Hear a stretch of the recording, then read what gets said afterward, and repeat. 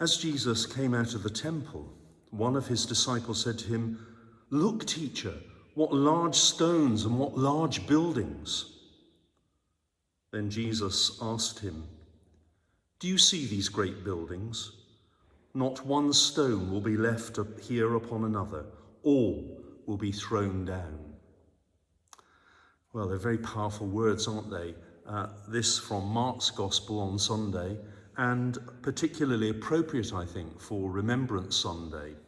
And as we remember the sacrifice of those who gave everything to draw us to freedom, and of those who continue to serve in that capacity within our armed forces, we too have our part to play in enabling the world to grasp the wonder of the peace which God alone provides. In fact, further on in that passage, Jesus speaks more. "Many will come in my name and say, 'I am he,' and they will lead many astray. When you hear of wars and rumors of wars, do not be alarmed. This must take place, but the end is still to come. For nation will rise against nation and kingdom against kingdom. There will be earthquakes in various places. There will be famines. This is but the beginning of the birth pangs." I think when we hear words like that, we tend to rather shy away from them because the apocalyptic nature with which Jesus speaks seems so remote from the way that we live our lives. And yet when we look around the world, my goodness me, it seems prophetic indeed. Our faith is one which is bounded in the ultimate self-giving love of God through his beloved Son. And through that self-giving love on the cross, Jesus calls us to allow the Holy Spirit to work within our lives so that we can make the world a better place. And sometimes that means standing up and being counted. Sometimes it means going counter to the common culture.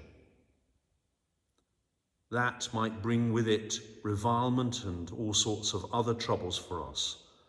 But we are called ultimately to be people who reveal the love of God and who counter things which separate not just us but others from that love.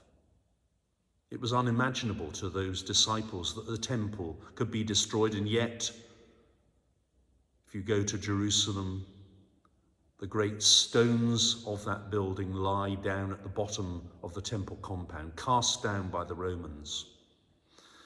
And so too with many of our institutions. We only have to look at the various crises we've had over the past few decades.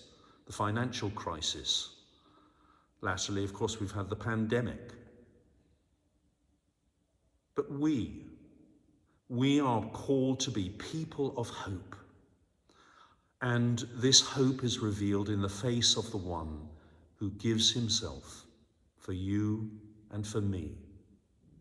That is the greatest love and offers us the greatest peace. And we too are called to offer that self-same peace. Well, my dear friends, if you're able to, do join us for worship on Sunday. This particular Sunday, being Remembrance Sunday, we have a slightly different pattern of worship. Our parish Eucharist is at 9 o'clock. That will be with hymns and some music. And then the parish Remembrance service is at 10:45, starting at the War Memorial outside and then moving into the building. We'd be grateful this year if those attending in the building would wear masks. I think we need to do that, bearing in mind the numbers that we have usually had at this service, because we want to keep everybody safe, of course. But do join us, and remember that above all, we are called to be people who reveal the peace of God, which passes all understanding. Called to be people who draw others to that self-same peace. That is our privilege. God bless everyone, and have a great weekend. Bye.